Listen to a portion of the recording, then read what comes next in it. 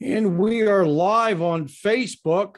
Greetings, everyone. Good morning. Welcome to another New Jersey Constitutional Republicans virtual conversation. It's my great privilege and pleasure to have my good friend once again on, Mr. William Federer. Bill, thank you for joining me. JR, great to be with you. Of course, Mr. Federer is a renowned author of many, many books. And he's come and speak with the New Jersey Constitutional Republicans. We did a program with him last year on his book, For God and Country, which is a list of quotes from some of America's great representatives and leaders. And today we're going to start talking about what we'll do is we're going to be talking about the 20th anniversary. Of course, tomorrow we will be recognizing the 9/11 attack and the important book that Bill wrote consequently as a consequence of that day in American history, which essentially is in many ways our generation's Pearl Harbor, if not worse. But Bill, before we get started, give the people a brief bio about yourself for those who may not be familiar with you and your work. Well, I've written about 25 books, and I do a daily TV show called Faith and History, airs on the TCT network on DirecTV. And then I do a radio spot called American Minute. I have a daily email I send out called American Minute, things that happen in history that have an application to what's going on today. And I ran for Congress a couple of times, didn't win, but came close. And anyway, a new book on history of socialism, another one on the history of the Pilgrims. And then I thought this time we would talk about my book on the history of Islam and get some insight into what the Taliban and so forth are doing. Very good. And that's exactly what we're going to discuss. And I consider Bill to be one of my go-to historians and go-to authors for all the great books that he's written. And this book that we're going to be talking about here today, when he's going to give us a presentation, taught me so much and will teach you so much. And it's entitled What Every American Needs to Know About Islam. And Bill, take it away from here. Well, thank you, JR. Well, we see that with the, in politics, nothing happens by accident. 20th anniversary of September 11th. And why? Why were we attacked? Well, we have to go back to the beginning of Islam to understand this. Same way, again, that we remember December 7th, D-Day, or excuse me, the attack on Pearl Harbor, and then, of course, D-Day and then November 11th, the end of World War I. These are military dates, and to the Islamic world, September 11th has same connotation. So they had suffered major defeats on that date, and so it would only make sense that they would want to have victories on that date. But again, to understand it, most Muslims are nonviolent and moderate, but some are violent. And the idea is why? Well, they want to follow Muhammad's example really, really close. And so we have to look at Muhammad's life. His life is called the Sunnah, which means the way or the example. And so it's just like Christians want to follow Jesus, these fundamental Muslims want to follow Muhammad. So if we look at Muhammad's life, it goes through three stages. He was a religious leader, then he became a political leader, then he became a military leader. Just to walk through, this is the map of the world, the Byzantine Empire, 20 years before Muhammad's born. And it's all Christian. It's the Byzantine Christian Roman Empire. And notice that it's all of, Turkey, the Middle East, all of North Africa and so forth. But it's being attacked by Persia, the Sassanid Persian Empire. And they have bloody wars. They beat each other up, leave a power vacuum. And into that power vacuum came Islam. So Muhammad, he was born in 570 AD. His father dies before he's born. His mother dies when he's 6 years old. His grandfather and guardian dies when he's 8 years old. So he's orphaned, taken in by an uncle, Abu Talib, who's a merchant, who goes on camel rides and takes Muhammad along. And so Muhammad goes to different cities and hears about different religions. And the pagan, the Zoroastrian, Jewish, Christian, Manichaeism, which was a religion that combined different pieces of other religions. And of course, from its point of view, it was extracting the truth out of all these different ones.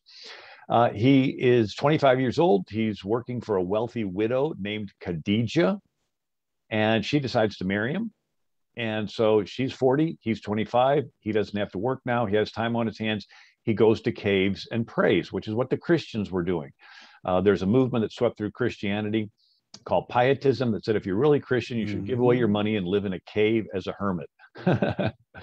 And in Egypt, they called them desert fathers. They would build platforms in the desert, climb on top, bake in the sun, thinking they're denying their faith in flesh and getting holier. So Muhammad decides to go to a cave and prays. And in the hadith, it says a spirit appeared to him and squeezed him and commanded him to read. He said, I cannot read. Happened second time, third time. Finally, the spirit stepped on him and he began to recite. And that's how the Quran came to Muhammad. The word Quran means recitation. It's an oral thing because Muhammad and his original followers were illiterate.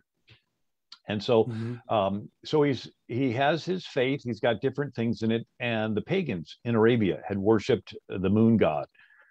They had a Kaaba, a square building in Mecca with 360 different gods.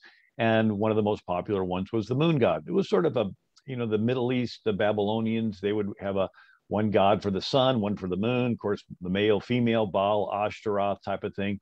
And so in Arabia, they had the moon god was an important god. And their calendar began with the first sight of the crescent moon over the desert. And this is where you get your crescents over the mosques. They had a rock they thought had fallen from the moon. It's a glass impact rock where the meteor hit the hot desert sands, melted it into this brown glass. And they put it in this Kaaba, and these pagans would kiss it as in their worship of the moon god. And Muhammad incorporated this into his faith. And there's the square building. And so for hundreds of years pre-Muhammad, the people in Arabia are worshiping at this square building all of their different pagan gods. The Zoroastrians, they're in Persia, and they believed that paradise was filled full of virgins that would fulfill all the guy's desires. And that found its way into Muhammad's faith. The Jewish faith had the Talmud and the Mishnah. These were oral stories that were passed down in addition to the Bible. Many of those are reflected in Muhammad's belief. And then there's the Christian faith. And even Encyclopedia Britannica said the gospel was made known to Muhammad through apocryphal and heretical sources. So by this time, there are heresies, and Muhammad thought the Trinity was the Father, Mary, and Jesus. Nobody explained to him the Holy Spirit. And then, of course, the Manichaeism, this religion that combines, or from their point of view, extracts the truth out of these other different ones. And so Muhammad sort of follows this and has his faith with a little bit in it for everybody. He entertains the idea that it'll be the religion to unite the world, goes to Mecca and presents his faith. For 12 years, he only makes 70 converts. He begins to get confrontational, and the people of Mecca chase him out of town. Now, I did mention that Muhammad and his original followers could not read. The word Quran means recitation. 1840, Thomas Carlyle wrote on heroes and hero worship. He says, Arabs see more method in it than we. Much of it is rhythmic, a kind of wild chanting. So the verses, in way of comparison, were sort of like rap music today. It had a beat to them, and maybe that students that are in school, they can't read, but they can memorize these long rap songs. And so 610 AD is the date that Muhammad is in Mecca. He begins preaching. He makes his 70 converts, but then he gets confrontational. They chase him out of town. So he tries going to other cities. He tries going to one called Al-Taif. They don't want him. They pelt him with rocks and stones. They jeer him. They chase him out of town. He is, in a sense, a Muslim refugee. And so he goes north 210 miles to a Jewish city called Medina. The Jews are nice. They let Muhammad in as a Muslim immigrant. And he goes into the minority neighborhoods and he begins to organize a following. We're familiar with the term of organizing in the community. And when his following gets big enough, he pressures the Jews to accommodate him and his followers politically. The Jews do make a treaty. Now Muhammad's a political leader, in addition to being a religious leader. And then his followers in Mecca get confrontational. They get chased out of town. Now there are a lot of Muslim refugees, and they go into a Medina as Muslim immigrants. And Muhammad allows them to rob the caravans headed back to Mecca in retaliation for the Meccans chasing them out of town. So where Jesus said, if they take your coat, give them your shirt, his attitude was, if they take your house, you retaliate, take their caravan. And so he had 300 warriors, and they would rob caravans. One of the famous was the Battle of Badra in 624 AD. Muhammad, with some 300 soldiers, defeated 1,000. And he takes this as a confirmation from Allah that he's supposed to become a military leader.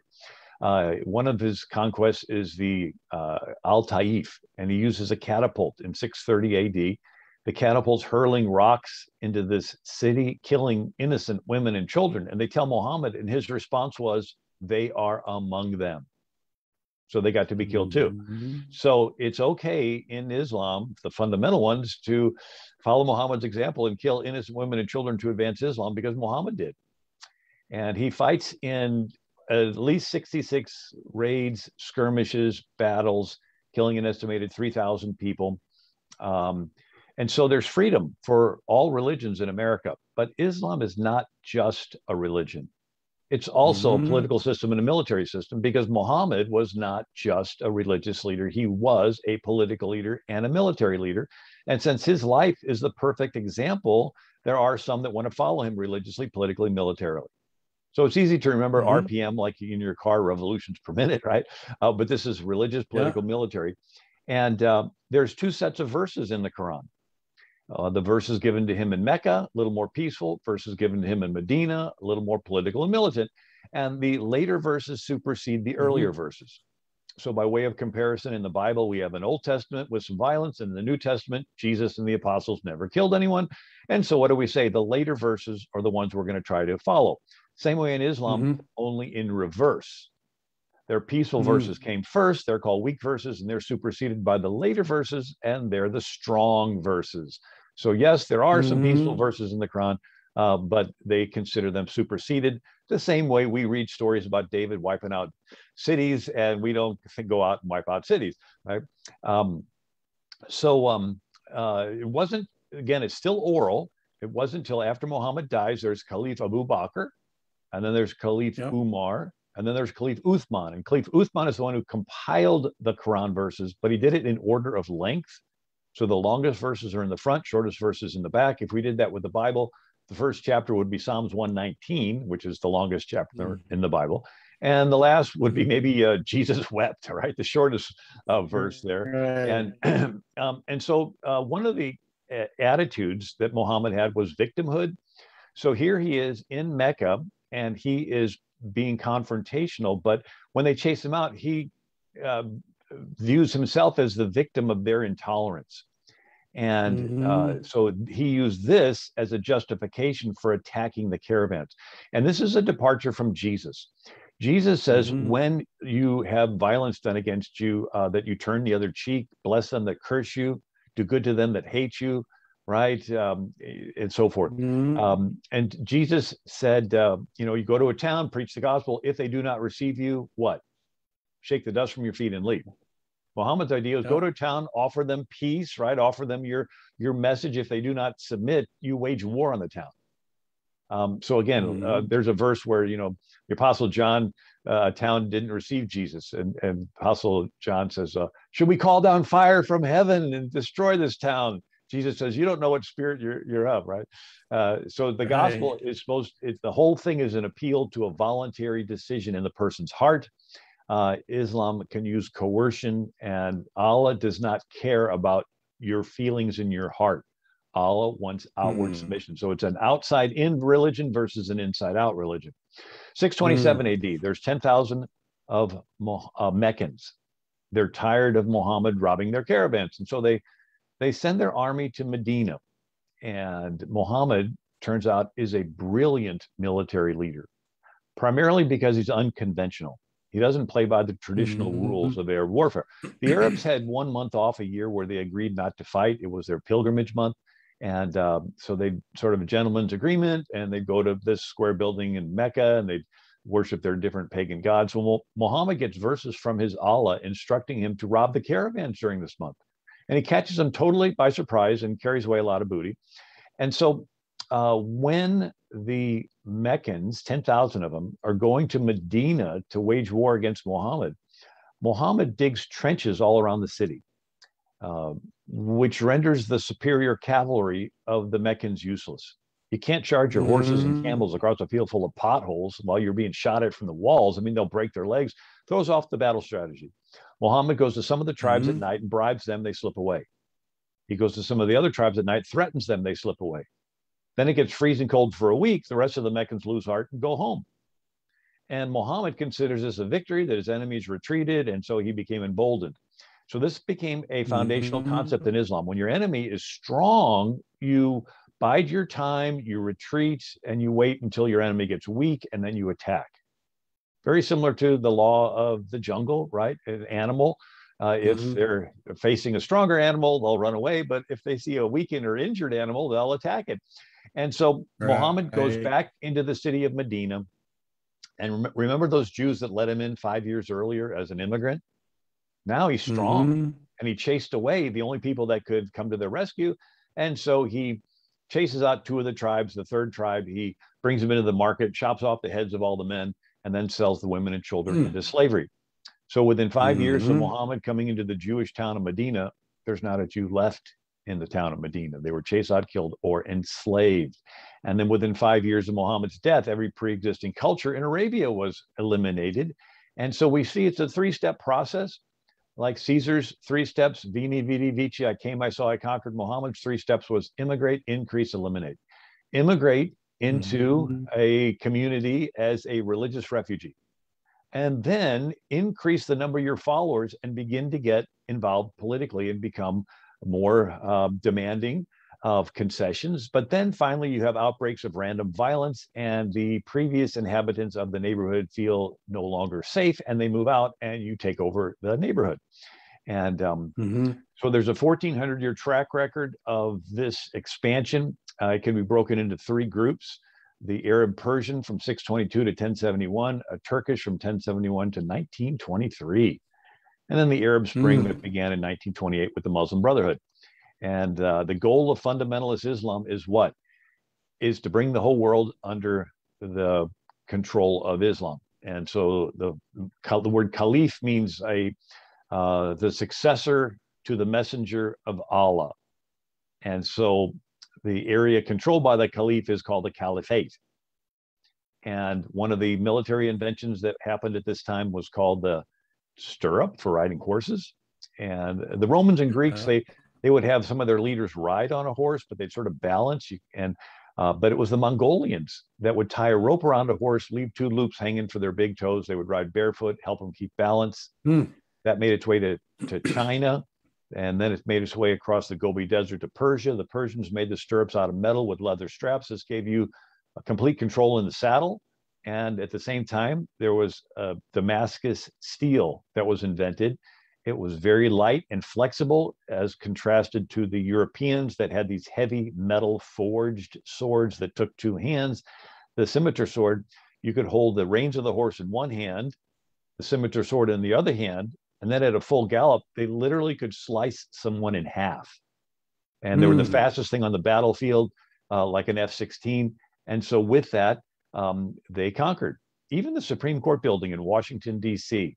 has a marble frieze around the ceiling with lawgivers throughout history. It does have Moses. It does have, Chief Justice John Marshall, but it has Muhammad with his scimitar sword. And this is Muhammad's sword. It's still in existence. It's in a palace museum in Istanbul, Turkey, the Topkapi Palace. Matter of fact, there's lots of swords. There's Abu Bakr's sword and Caliph Umar's sword and Caliph Uthman's sword. Anyway, one of Muhammad's generals was Khalid ibn al-Walid. He was undefeated in over 100 battles. And anyway, so we see this very rapid expansion of Islamic warfare, and they conquer all of Arabia, and then they conquer into Jerusalem, which had been a Byzantine Christian city since Constantine. Then they conquer into Syria. People forget Syria was the first country that was completely Christian, evangelized by the Apostle Paul. The name Christian was first used in Syria. And then Egypt was completely Christian, evangelized by Mark that wrote the gospel, Matthew, Mark, Luke, and John. And then there used to be 250 Catholic dioceses along North Africa. So St. Augustine of Hippo was from Carthage. Today, that's Tunisia. Then they invade into Armenia and into Spain.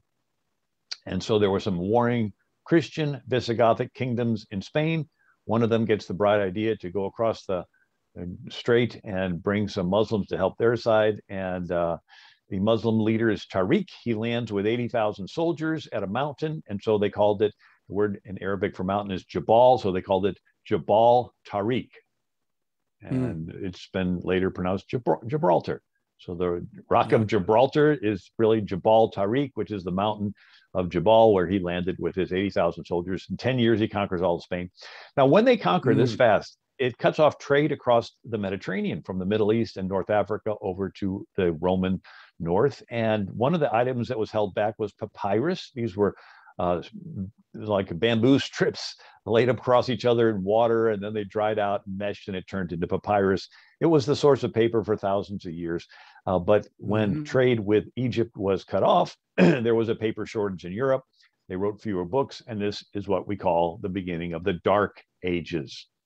And then Caliph Umar was asked by his general Amir ibn al-As, after they conquered Alexandria, what to do with all the books that were in the oldest library in the world in Alexandria. And the report was that Caliph Umar said, every book that does not agree with the Quran, destroy. And every book that does agree with the Quran is redundant, because we have the Quran, so destroy them all.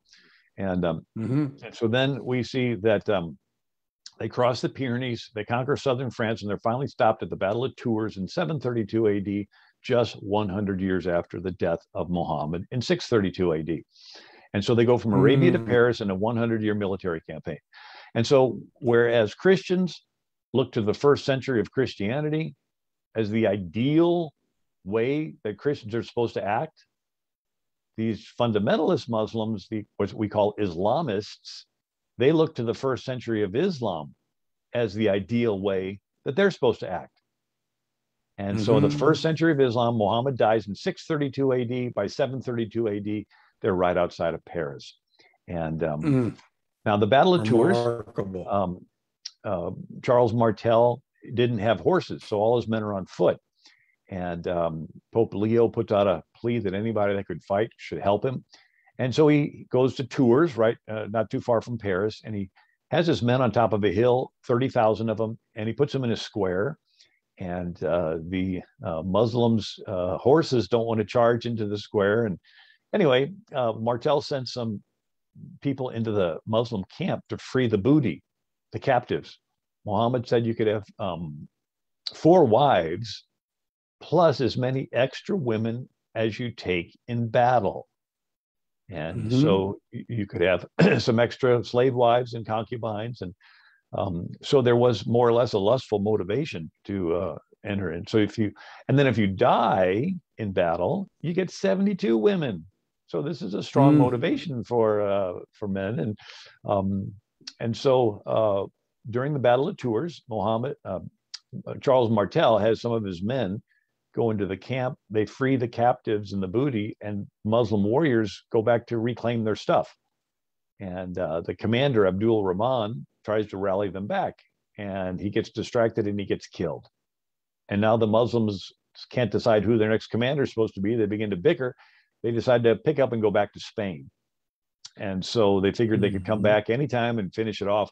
Well, Charles Martel gets every horse he can find, learns how to make a stirrup. 5 years later, wins his first battle. It takes 700 years of battles, called the Reconquista, to drive the Muslims out of Spain. And then they come around the other side of the Mediterranean, and they attack Constantinople.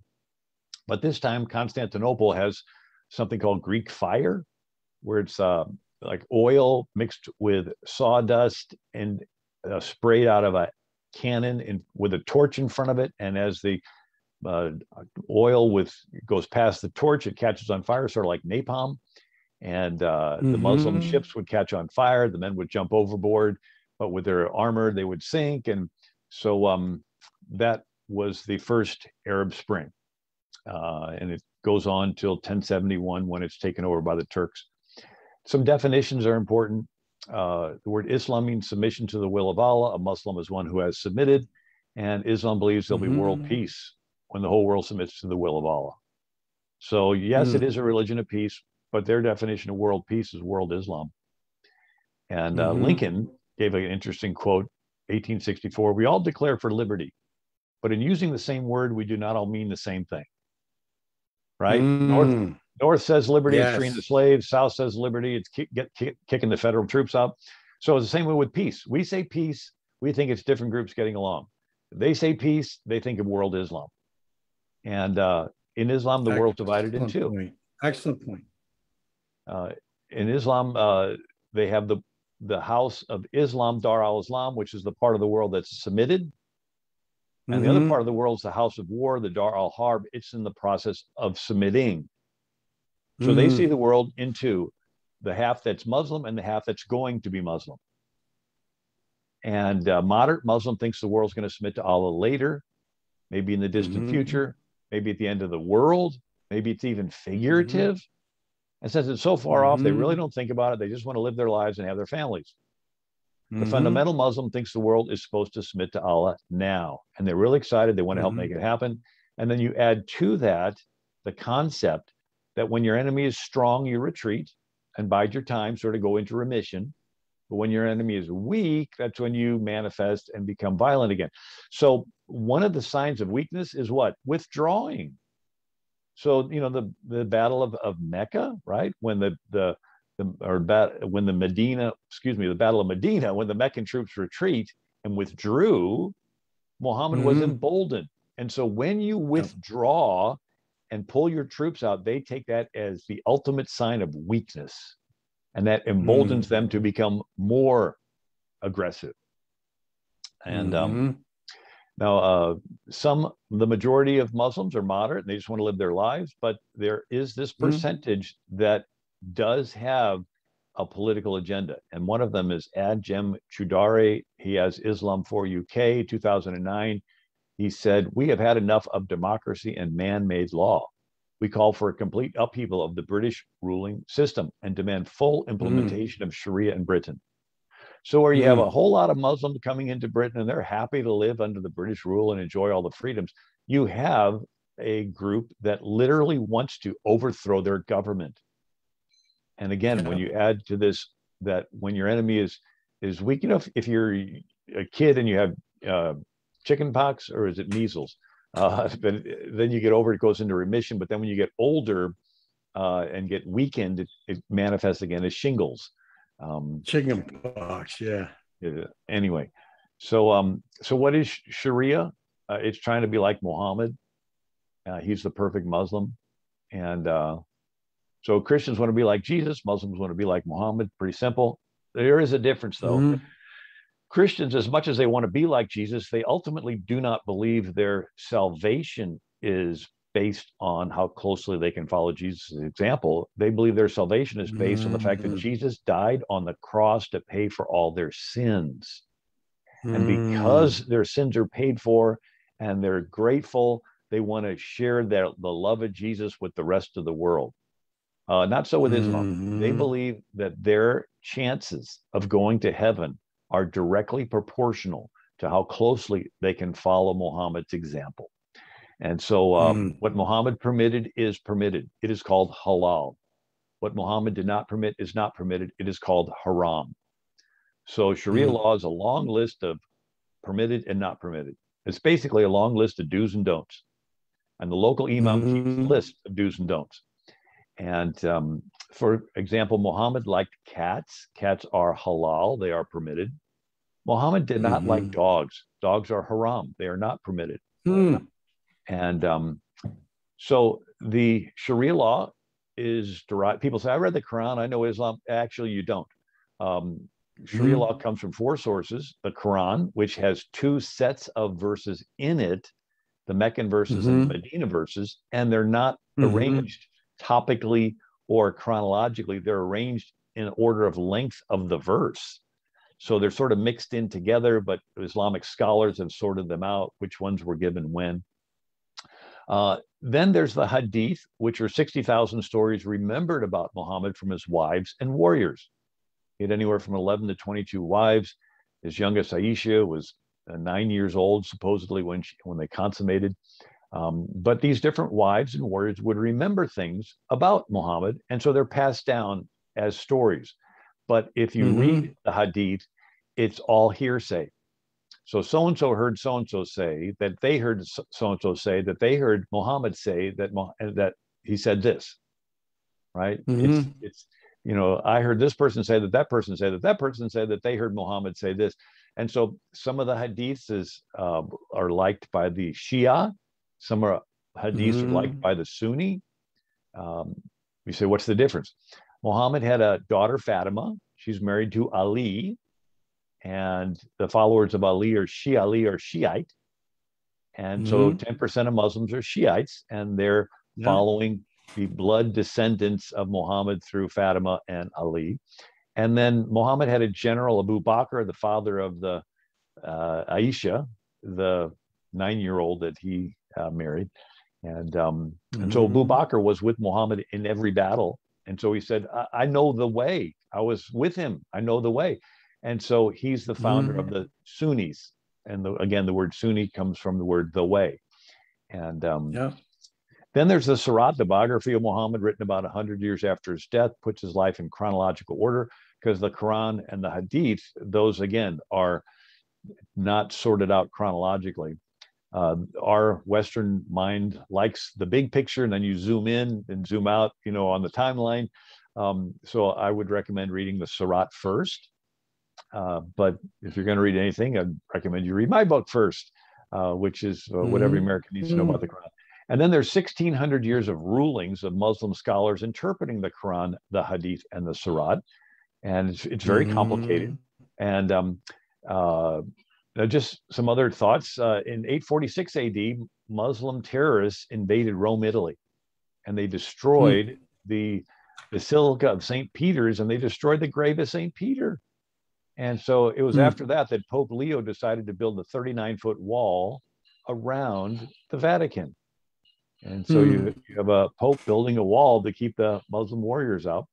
And then they had slaves, and they enslaved about 180 million Africans.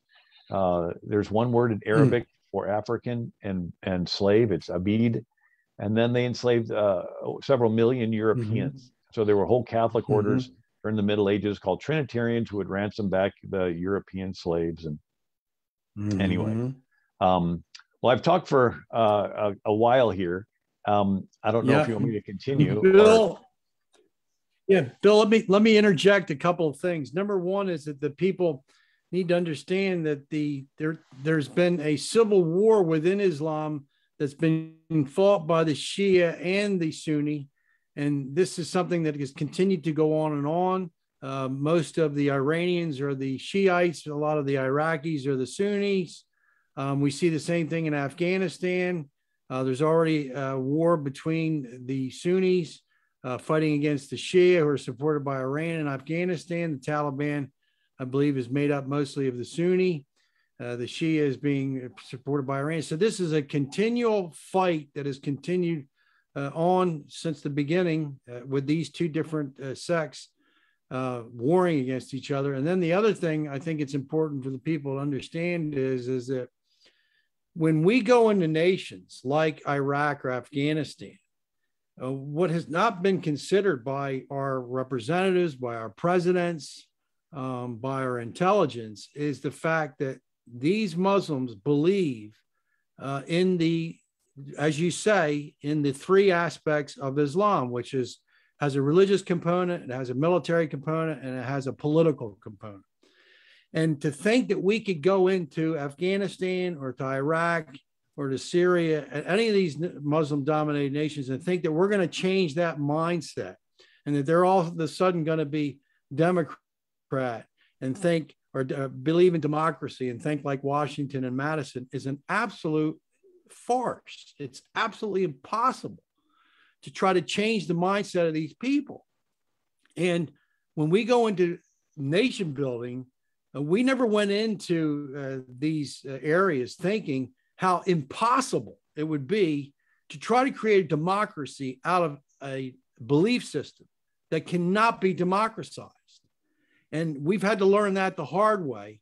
And I think it's very important for the people to realize that as we pulled out of Afghanistan, now the Taliban is in complete control, where we were supposed to be fighting there all along. But the idea that we were going to change their minds was absolute futility from the very beginning. Wouldn't you say? Yeah, I use the illustration of computers. You have hardware and software. And we go in thinking, oh, if we change out the hardware. But until you get rid of the operating system, right? they have an Islamic operating system that says there's no concept of equality. There's no concept of you made in the image of Allah. There's no concept that you're all children of Allah. There's no concept of women being equal to men. You know, a man can have 4 wives. A woman can't have 4 husbands. I don't know which woman would want 4 husbands, obviously.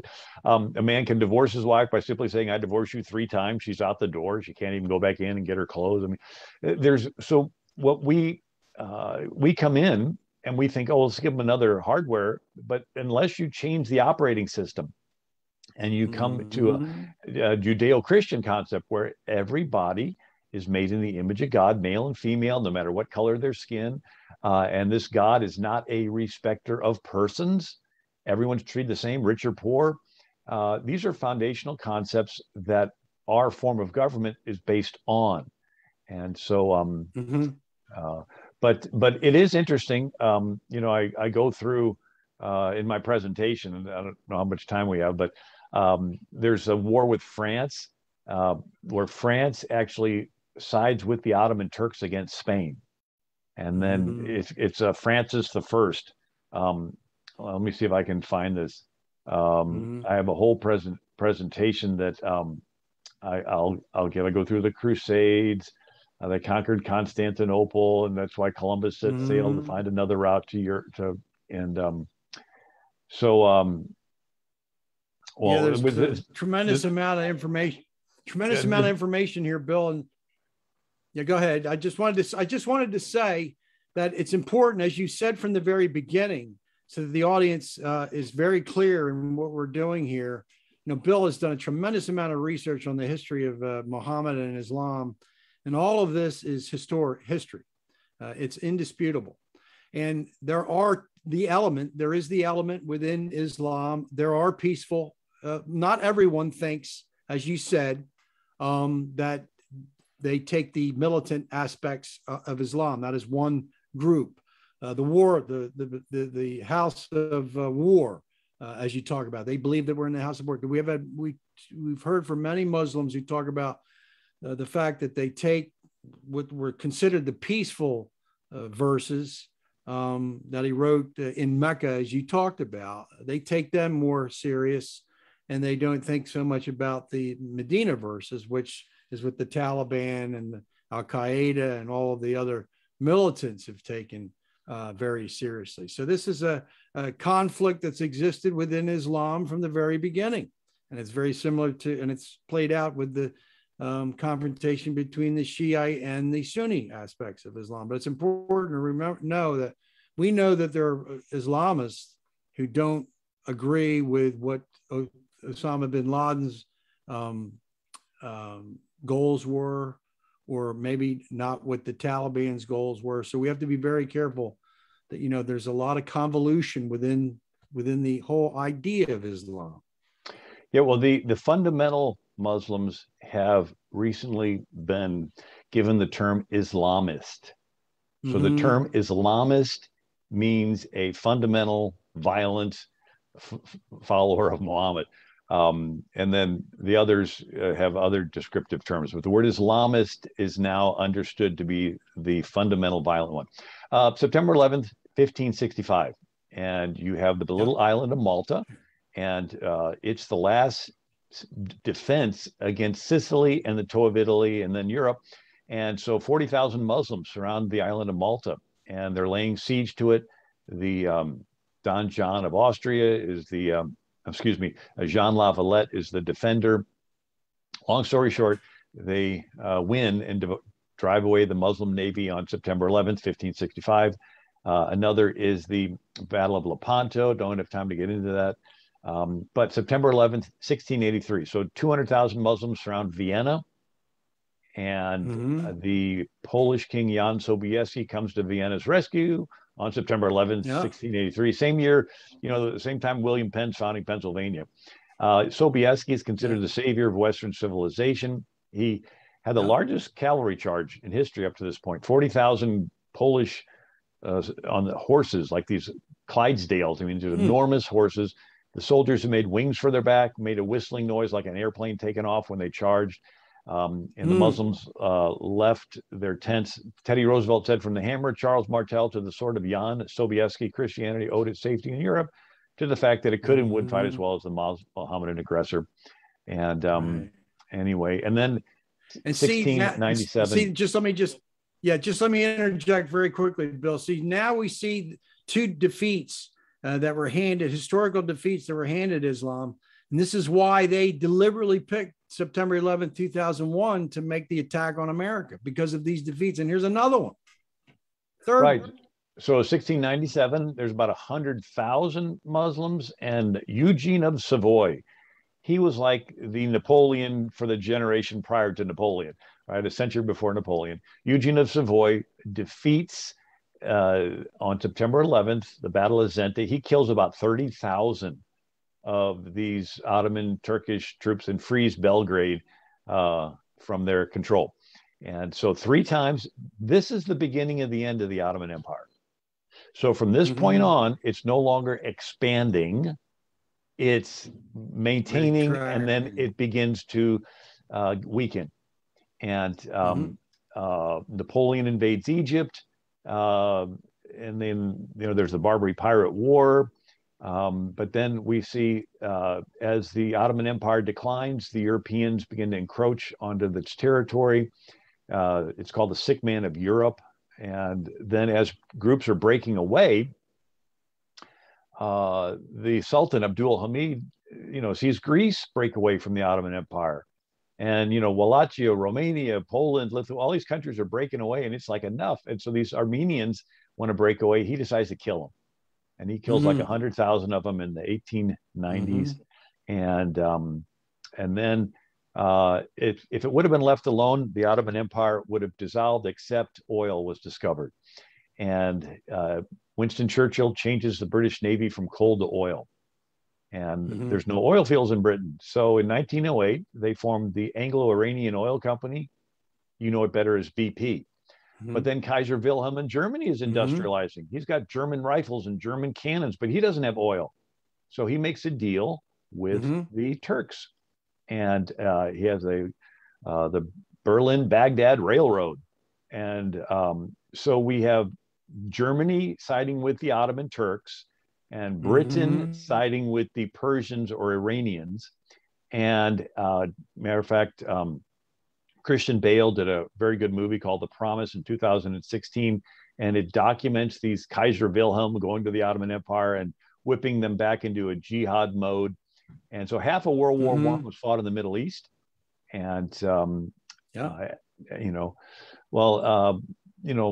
let's see. So pre and post Europe, the map is redrawn. Well, guess what? Pre and post World War I, the map of the Middle East is redrawn. And you have, France wanting to take Syria and Lebanon, and Britain wanting to take the Jordan, Iraq. You have Russia wanting to take a little piece, and Italy wanting to take some. But a monkey wrench is thrown in the works by Lawrence of Arabia. And so he was sent to see if the Arab Muslims could be organized to side with the British against the Turkish Muslims. And instead of just reporting back, he takes it upon himself to promise the Arab Muslims that they will get all the land in the Middle East if they help the British. And he was totally unauthorized to make such a promise. But nevertheless, that is what the Palestinians used to claim that they should have the Middle East. And Lawrence later acknowledged that he lied to him, and he knew he was lying to him. He says, I risked the fraud on my conviction that Arab help was necessary to our cheap and speedy victory in the East, and that better we win and break our word than lose. So it's like, okay, you'll get all this land, just fight with the British. And then they're like, hey, we should get all this land. And so the same land is promised to 2 different groups. And who did Lawrence of Arabia work with? But the Sharif and Emir of Mecca, his name was Hussein ibn Ali al-Hashimi. And when the British decide to give the area to the Jews, and then the French were going to take Syria and Lebanon, the French is about to get into a war with Fazl, the son of al-Hashimi, who's now the king of Syria and Iraq. And so the so the British decide to give half of what they gave to the Jews to create a country called Transjordan or Jordan. And they put al-Hashimi's other son, Abdullah, in charge of that. It was Winston Churchill that actually put Abdullah on the throne of Jordan, and thinking, okay, now there's a homeland for these Arabs, you know, like a Palestinian homeland. So they're going to leave the Jews alone because they have their own land. So people that say, well, we need a Palestinian state so these Arabs can have their own homeland. It's like, they have a Palestinian state. It's called Jordan. All the land that the British took from the Ottoman Empire that they were going to give to Israel, they cut in half, and they made the eastern half the place for the Palestinians, the Arabs, right? And the western half was supposed to be for Israel. And anyway, but a little more fascinating history. Are we out of time? Yeah, we have a couple of more minutes. So if you want to, Bill, just wrap up the presentation, and then we'll conclude the program. But you're going to have to promise me that you're going to come back in a couple of weeks to talk about your new book, Socialism and the Real History from Plato to the Present. So I need your promise before we go any further. Sure. Yeah, I'd be happy to.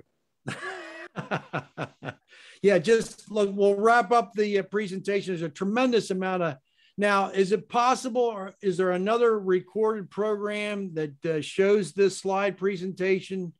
Because there's a tremendous amount of information here, and there may be several in the audience that would love to see the whole presentation as opposed to the condensed that we're giving. Yeah, if you go to my website, AmericanMinute.com, I have several DVDs and flash drives that have this information on it. And I'll have the link to that on this video. Okay. Well, in wrapping up, so after World War I, with the Ottoman Empire gone, the Muslim world says, hey, it's not happening now. It's going to happen. If it's going to happen at all, it's going to have to be in the future. And so we began to see a rise of moderate Islam. And so Mustafa Kemal Ataturk takes over, runs Turkey. He says he's a weak ruler who needs religion to uphold his government. Even before accepting the religion of the Arabs, the Turks were a great nation. And he says Mohammedanism is based on Arab nationalism. The purpose of the religion founded by Muhammad was to drag these other countries into Arab and national politics. It may have suited tribes of the desert. It's no good for a modern progressive state. And so we see Turkey becoming moderate. And then the Shah of Iran. Here he is meeting with Eisenhower and Truman and Kennedy, and he's, dressing in Western clothes. And then you look at pictures of Iran in the 1970s, it looks like Berkeley, California. I mean, look at that. And then Kabul, Afghanistan. I mean, here's girls in skirts, dressed, going to college, carrying books. Syria is having beauty pageants. You have Egypt under Nasser. Again, it looks like the Beach Boys. The coast of Cairo. I mean, girls are in their, dresses or their, swimsuits, and there's Gamal Nasser with his family, all dressed in Western clothes. And he says in 1958, I met the head of the Muslim Brotherhood, and he sat with me and made his request. What did he request? To make the wearing the hijab mandatory in Egypt, demanding that every woman walking the street wear a tarha. And I told him, my opinion is every person decides the rules for himself. He said, no, you're responsible. I told him, sir, you have a daughter in the School of Medicine. She's not wearing a tarha. If you are unable to make one girl, your daughter, wear a tarha, you want me to put a tarha on 10 million women myself? And so that was the attitude. What happened? Al-Hashimi, remember him? His one son, Fazl, is the king of the, Iraq now. And the other, Syria and Iraq, and the other is Jordan, Abdullah, king of Jordan. The British feel like, hey, guy, we made two of your sons kings. You sort of owe us. And they want to pressure him to make some concessions. And he says, no. And the British says, okay, we're going to support your competitor named Aziz ibn Saud, who's a Wahhabi. And he's fighting and taking over Arabia. And in 1924, he captures Mecca. And now people making their pilgrimage from around the world to Mecca once in their life, they're getting infected with Wahhabism. And even Lawrence of Arabia said the Wahhabis, followers of a fanatical Muslim heresy, had imposed their strict rules. Everything was forcibly pious or forcibly puritanical. And so the Saudis birth this Wahhabism. And their attitude is two phases, Meccan phase, Medina phase. So they tell all their followers, go into all of these countries in the Middle East that have become westernized and just be a quiet religious Muslim. And when we send you the signal and they show weakness, boom, we're going to switch to the Medina phase and become political and militant. So, for example, in Egypt, you had them joining the military.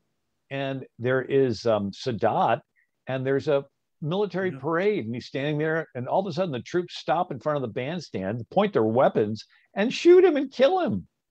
And Mubarak, you know, but it was this idea that they had infiltrated, pretending to just be religious Muslims, but then when the enemy showed weakness, they became militant.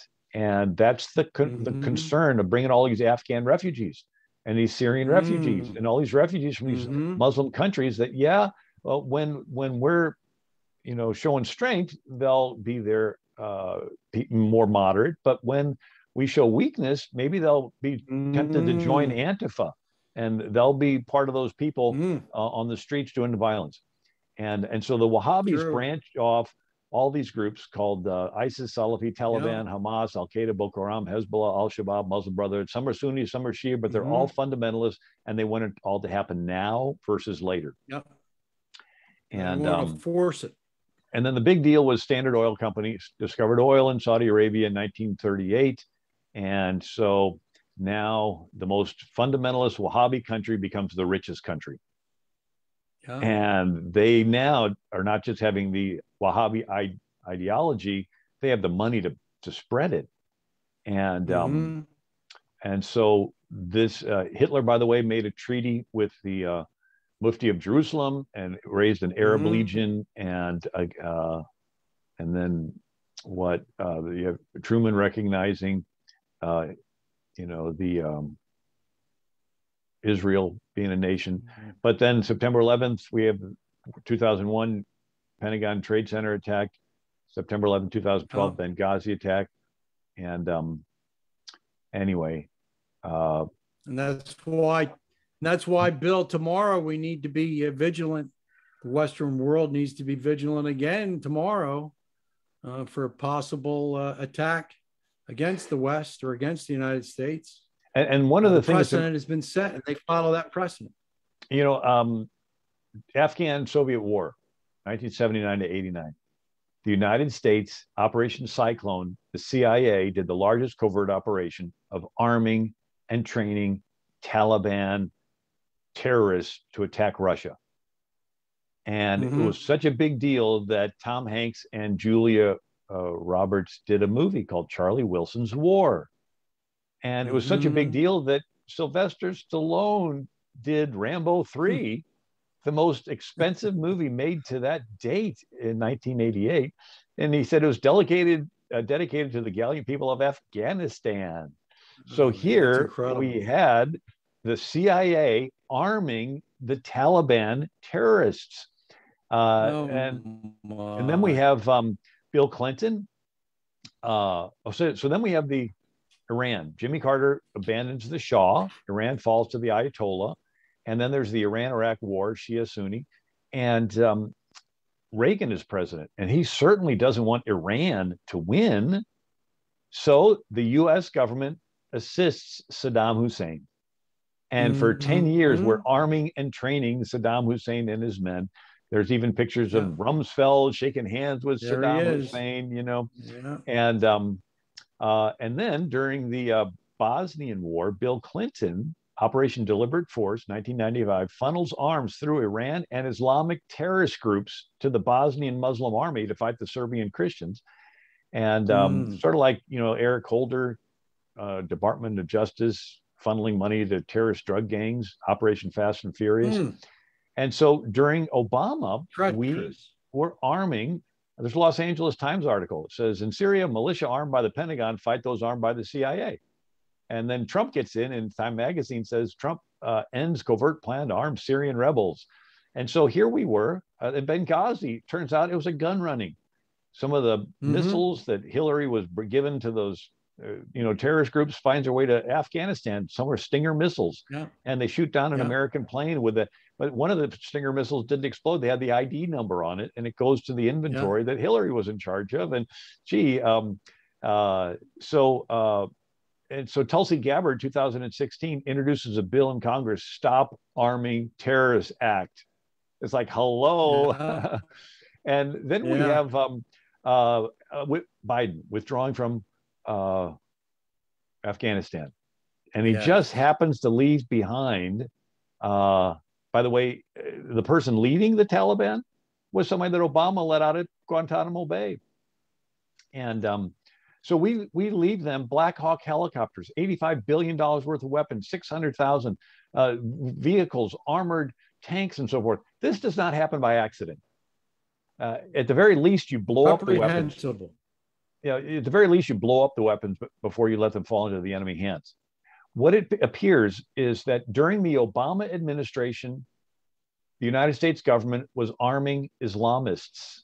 That's what Benghazi was all about. And if you remember, it was Obama-Biden administration. And who was working for Obama-Biden?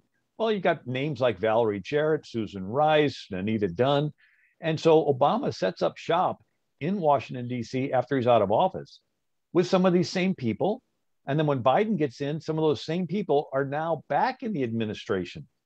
And so it looks like a return to the Obama era. Maybe that's what his party was about, was announcing that he's back in the saddle. And so we see that when Biden gets in, he cancels the Trump pipeline, right? The Keystone pipeline.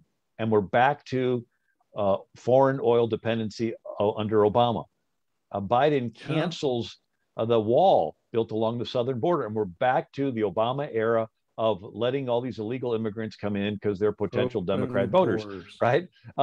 So we see all the abortion agenda of Trump is canceled, and we're turned back to the Obama-Biden. It looks like the same things happened with foreign policy. So here we had a foreign policy where we were against the Islamists. How could you orchestrate a return to the previous regime of the Obama-Biden? So it looks like this was just a successfully executed operation of giving the Islamists control of Afghanistan, arming them just like we armed them in the past, and allowing lists of anybody that can snitch on this to be rounded up and killed.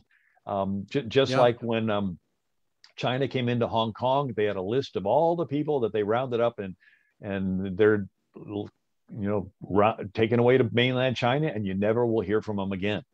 And in Cuba, there were all these freedom demonstrators a couple months ago. Remember that? They're demonstrating for freedom. America does nothing. And what do? They come in with a list and they just round up all the leaders of it, and it's silent in Cuba. Unbelievable. And so what we see is when you do these operations where you're going to have a regime change, you want to not just arm the opposite side, you want to get rid of anybody that can say something that's different than your storyline, your rhetoric.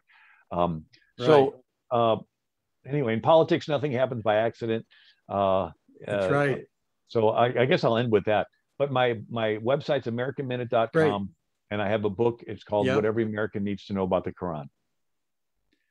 Yes, and we'll provide those links. Bill, I just want to say that this whole presentation and America's involvement in these foreign affairs. We go back to George Washington, the father of our country's great farewell address, where he warned the nation not to get involved in foreign entanglements. And then the Constitution was created, Article 1 giving the Congress, the legislative body, the exclusive authority to declare war. And the last time we declared war was in 1942. I believe it was on June 8th, 1942. It was against countries Estonia, Romania, and Bulgaria that allied with the Axis powers That was the last constitutionally authorized war, but yet we went into Korea, we went into Vietnam, we went into Desert Storm, we've gone into Afghanistan, we've gone, and the point I want to make is that the Constitution is there to restrict the power of government. And the reason the founders wanted the Congress to make these decisions was because the 2-year termed representatives are closest to the people, and especially closest to the people who will be asked to go over and forfeit their natural rights and wage war and combat. And of course, our natural rights are life, liberty, and the pursuit of happiness. We ask our military to forfeit that for supposedly American interests. But it goes back to what you said before in previous programs. Woodrow Wilson said that the world must be made safe for democracy, which is a ridiculous idea. It's failed. And just as we talked about the entrenchment of the ideas of Wahhabism turning into all these different extremist Islamic groups, they will not be convinced that democracy is an answer. And it goes back to what Washington said: beware of foreign entanglements. We need to restore the power of the Congress in legislating and declaring war, and not having one man make a decision like a president, an imperial president, which we've had with all these other wars. I agree. Yeah. Our Constitution was designed to prevent fast executive order decisions. It was slow to making good decisions, but thank God, slow to making irreversible bad decisions. We broke away from the King of England. He was the most powerful king on the planet. And America's founders took the power of the king and separated it into 3 branches, sort of a 3-way tug of war. And so all our Constitution is a bunch of hurdles to prevent a president from ruling through executive order. Right. That's all our Constitution is to prevent a president from ruling through executive order. That's right. And the same thing is applied to the governors too, Bill, with shutting down our economy and the havoc that's created economically and psychologically. They're all executives of their states, and they've done the same thing with exploiting executive orders. And I don't know if you've found it yet. I haven't found it in the Constitution, anything about the authority of an executive order, which I believe needs to be clearly defined and restricted for only emergency, not perceived or miscalculated emergencies like the health crisis has become. But it needs to be reined in, this idea of an executive order. Of course, FDR, who I'm going to have you come and talk about in the future with another book you've written, it's fascinating. FDR still holds the all-time record for most executive orders ever given. I believe he's around 3,500 executive orders. But you're so right about the Constitution. Listen, this has been a fantastic and interesting presentation, and I'm so glad, Bill, that you brought it up with the 20th anniversary of the 9/11 attacks. I think people got a lot out of it. Please like it. Please share it. Please go to BillsAmericanMinute.com website. And we're going to have you back, Bill, to talk about the socialism and the real history of it from Plato to the present. But I really want to thank you for coming today. And I want to share with you one remark that we always offer at the end of our show. And it's very appropriate considering what you said about the idea of nothing in politics happens by accident. And of course, Lincoln also said that all this, that's the creation of our constitutional republic, is not the result of an accident. He said it has a philosophical cause. Without the Constitution and the Union, we could not have attained the result. But even these are not the primary cause of our great prosperity. There is something in back of these entwining itself more closely about the human heart. That something is the principle of liberty to all, the principle that clears the path for all, gives hope to all, and by consequence, enterprise and industry to all. Abraham Lincoln. What do you think of that quote, Bill? Sounds great. Listen, thanks so much for joining me today. I'll be in touch. We're going to have you back real quick because we do want to talk about your new book. But thank you so much for this presentation. And what's the name of the book that precipitated this presentation? Sure. It's called again Whatever. for the people? Yeah, yeah. I actually have a There's a copy. copy of it. It's Yeah, called there it is. What Every American Needs to Know About the Quran: A History of Islam and the United States. So it's a must read, and it's really a great read, and it's fascinating. And I've read it many times, and I always go back to it for references. It's a book you're going to want to definitely put in your library. Thank you, Bill. all right. Thank you, JR. Look forward to the next time. God bless and take care.